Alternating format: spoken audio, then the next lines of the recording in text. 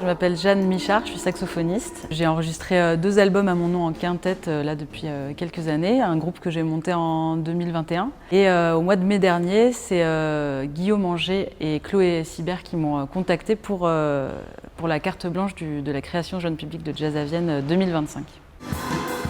J'ai proposé un projet fanfare autour de la fanfare. Pour moi aussi me mettre dans l'écriture d'un nouveau répertoire fanfare. On est 6 musiciens professionnels référents, on va dire, pour encadrer un petit peu la fanfare.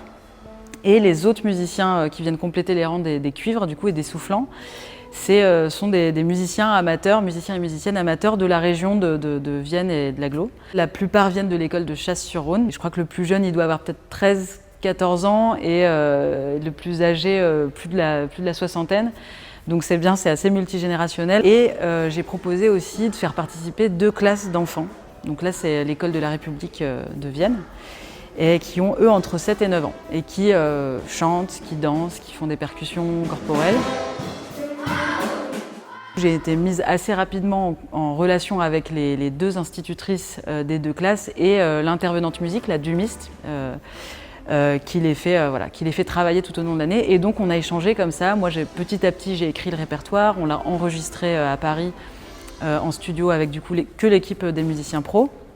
Comme ça, il y avait le matériel nécessaire pour les enfants qui puissent travailler sur des supports qu'on a enregistrés, et aussi pour les musiciens et musiciennes amateurs qui puissent travailler de leur côté avec les enregistrements qu'on a fait. Donc ça s'est passé comme ça tout le début du processus.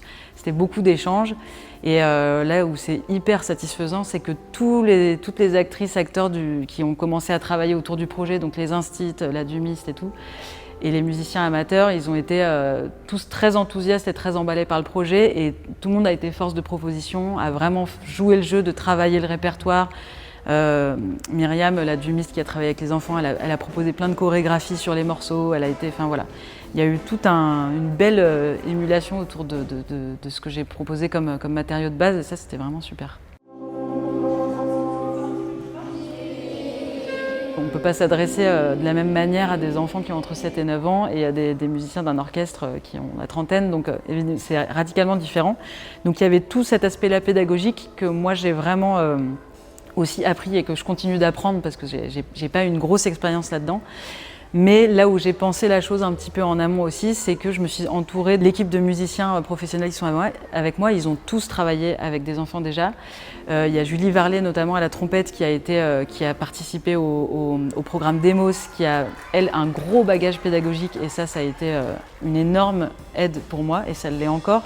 Donc je suis vraiment accompagnée aussi, je ne suis pas toute seule face à 50 gamins, loin de là. Et après, évidemment, en écrivant la musique, j'ai quand même essayé de tout penser pour que ça soit quelque chose en même temps d'assez exigeant, mais d'accessible aussi, quoi. Et puis après, il y a des choses qu'on adapte aussi en faisant, comment on peut s'adresser à eux, comment on peut donner envie aussi, parce que c'est là un peu tout le truc de travailler avec des jeunes et notamment avec des enfants qui sont assez petits, quoi. Leur donner envie, qu'ils prennent plaisir au truc, ça doit pas être la tannée, ce spectacle. Donc comment faire en sorte que les 50 gamins, ils se sentent bien, ils se sentent faire partie d'un grand spectacle, qu'ils trouvent leur place.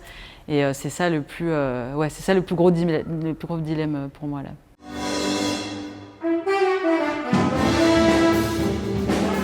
Le thème du spectacle, c'est vraiment le mouvement collectif, la force du collectif, le fait de créer quelque chose de grandiose, mais ensemble, quoi.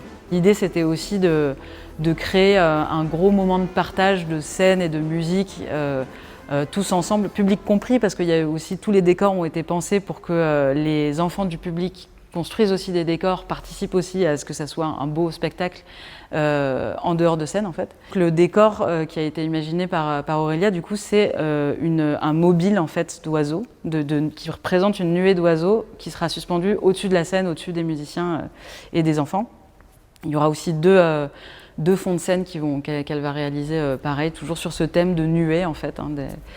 Quand on imagine une nuée d'oiseaux, c'est un mouvement en fait, qui paraît uni, mais finalement qui est composé de plein d'entités. Donc là, c'est un peu ce qu'on essaye de faire. Et avec la fanfare, et avec les enfants, et avec tout le monde. Donc c'est un peu ça, le thème du spectacle.